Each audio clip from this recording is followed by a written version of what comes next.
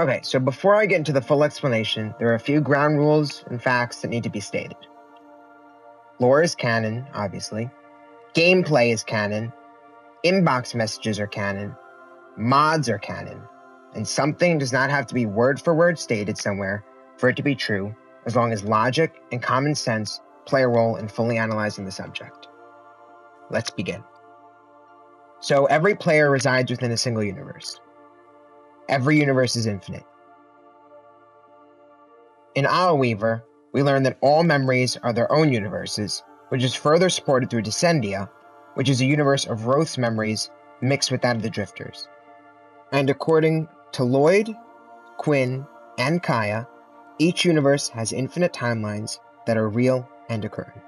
Fibonacci, one of the smartest beings in the entire verse, could not stably perceive the totality of dimensional orbs, inferring that they contain an inconceivable number of dimensions, and since void angels who control/create these dimensional orbs appear in the Zeraman and the Sanctum, both of which exist within the universe, that would mean that the universe would in turn contain these inconceivable amount of dimensions. In the new War Quest, we are shown that each Warframe player's universe resides within an infinite multiverse. And Saya's visions prove that dreams are universes, and by the nature of dreams, are impossible worlds. Why does this matter? Because this proves EMR, or Extended Modal Realism, which takes a single Warframe universe from being infinite layers into hyperversal, or Tier 1B, up to Tier 1T, Transcendental, which is a huge gap. And if you don't know the full definition of EMR, I'm going to put it on screen. However, the collective of universes is even bigger than this, because every universe contains infinite Iatan stars and infinite beings capable of dreaming, which we've already established. But each Iatan star or sculpture contains a memory, and as I said before, memories are universes. Iatan stars being found in Descendia means that memories, which again are universes, contain Iatan stars, which are universes. That means that a single universe contains infinite universes, with each of those containing infinite universes, and it continues like this in an infinite nested hierarchy. This means there are uncountably infinite layers of EMR.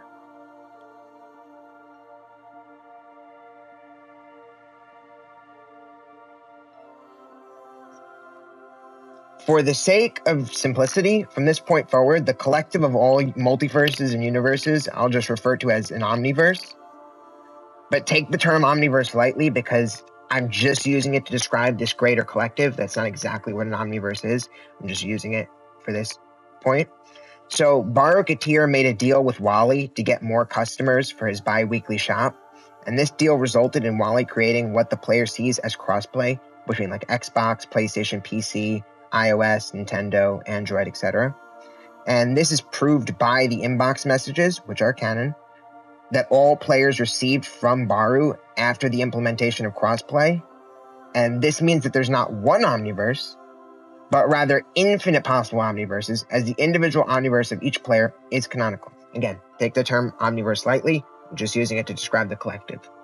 And side note, for anyone who would argue that crossplay made the cosmology smaller by merging every player's multiverse, this was actually disproved last year during the month of TennoCon, when TennoCon took place, because we had two Baruch Atirs show up at the same time at different relays with completely different inventories. Yeah. And all this so far would scale to Tier 1T, at least on Powerscaling Wiki. That's what I'm using for reference in this video. So we're up to 1T. And this is just a collective of universes and multiverses. Okay, moving on. So next we have the Realm of the Fragmented. There's no official name, like some people call it, the Great Indifference, which doesn't really make sense. I just call it the Realm of the Fragmented. We don't have an official, like, set-in-stone name. But it is an endless maze-like desert in which what would be the sand making of the desert is, in this case, temporal dust, which we see in-game. and a single temporal dust represents a broken universe, and there are endless temporal dust comprising the realm of the fragmented. And murmur enemies are born from this realm and from this dust, and are able to consume timelines and possibilities, which is proven by their appearance in temporal Archimedia and from some of Lloyd's statements. And we know that the fragmented, or the 60 Eyes, there's multiple names for the boss, is the amalgamation of murmur enemies, meaning that it would have the capability to consume an entire multiverse, or possibly even beyond that. All of this makes it kind of seem like an anti-existence layer of the cosmology, but because the fragmented would be able to destroy a multiverse, which contains uncountably infinite layers of EMR, it would scale to around that or higher. So just to like lowball, and I'm going to place it at 1T, tier 1T. Now on to probably the biggest section of this, and the most well-known, and that is the Void. So the Void is a mysterious part of the cosmology that contains eternalism and conceptual embodiment. It exists beyond space and time. Anything and everything can exist in the Void. All known and unknown concepts, laws, planes of existence, realities, and worldviews, as conceptual embodiment allows for the pretty much nigh omnipotent manifestation of anything comprehensible or imaginable. For an example, Duviri was created by the Drifter in their childhood after surviving the horrors of the Zariman, and the Void allowed for this child to create a structure within the Void, which we know as Duviri, which contained towns, cities, populations of people, Dak soldiers, plants, animals, etc., and even included aura worms, which are the physical embodiments of concepts. Duviri was limited by the mind of the child Drifter. However, by the logic of the creation of Duviri and the Void itself, a dog or even a cat, like a hamster, with the possible mental capacity, could create an infinite universal space within the Void. Thus, anyone, through the power of the Void and conceptual manifestation, can create an infinite universal, multiversal, or possibly even omniversal realm with or without any laws of concepts. To take it a step further, the Void itself is stated to be beyond dimensionality. Our Drifter and Operator's power comes from the Void. Our Operator/Drifter is capable of destroying dimensional orbs, which supports the fact that the power of the Void is beyond dimensionality. And Zeneric, just as a side note, states that the Operator and Drifter has boundless energy, which just reinforces the absurd power of the Void. On top of that, the Void just supersedes all scientific and philosophical constructs and concepts, and this would also support the idea of EMR, as the Void encompasses everything up until now and defies physics, time, space, laws, rules, and concepts of possible worlds, supporting that there are possible and impossible worlds. And I would scale this also to 1T. But we're getting up there. So during the Limbo Theorem, we learned that Limbo created and or entered a realm that exists beyond nearly all other places the player can enter, and by the fact that our Operator's Void power cannot affect enemies inside Limbo's realm, that would pretty much infer that it scales above the Void, and I'd put this at 1T as well. And just to clarify again, I'm using Powerscaling wiki tiers and terms, and so that's what I'm going off of it. And EMR itself automatically scales to around 1T. It's like middle ball. It can be like lower. It could be like 1A, high 1A plus, super low ball, or some people say it's beyond tiering. It's not beyond tiering. So the middle ball is more 1T. Above all of that, Leon tells us about the Great Black Lake, the collective unconscious of all Harrows throughout the entire cosmology, which is beyond all space and time as it flows out into infinity and is beyond all comprehension. We don't know much more about this at the current moment because we haven't really received any more new dialogue from Leon or anyone related in any matter since the last update. But since this is beyond all comprehension, it's beyond Limbo, it's beyond Void, it's beyond Fragments, beyond everything previously, I'm going to put it at high 1T.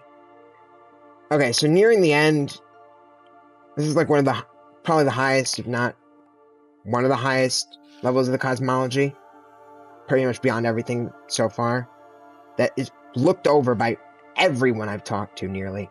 Because usually people just stop at the void, but there's Limbo's dimension, the Great Black Lake, everything up from there is above the void. But this is just beyond everything else, and it's the Apocrypha, which is an infinite realm of untold stories, which Dominus Thrax and Mithila tell us about during Duviri Paradox and Dialweaver. It contains all untold stories, and you can look at this two ways. You can highball it or lowball it. I'm not going to highball it and be like, oh, it contains all of fiction. No. But I think like a middle to lowball would just be that it contains all Warframe untold stories, and thus every untold story or update to Warframe itself that would expand the cosmology to an extent. And so take it as you will. Regardless, it's beyond space, time, narrative, and pretty much everything. And everything that's been up to here in the cosmology, and is, in a sense, almost apophatic, as what the Apocrypha encompasses is not existent. It's not non-existent, as it's beyond the realm of the fragmented. It's not comprehensible, as it's beyond the Great Black Lake. It's not imaginable, as it's beyond the void. And all this would scale it to around high 1T plus. And you can't really get above there unless you get into like nigh tier 0 and tier 0, which is kind of where we get to the final thing. Enely is the indifference, which is just stated by Rusalka to be absolute infinity at minimum. And it also just transcends the rest of the cosmology.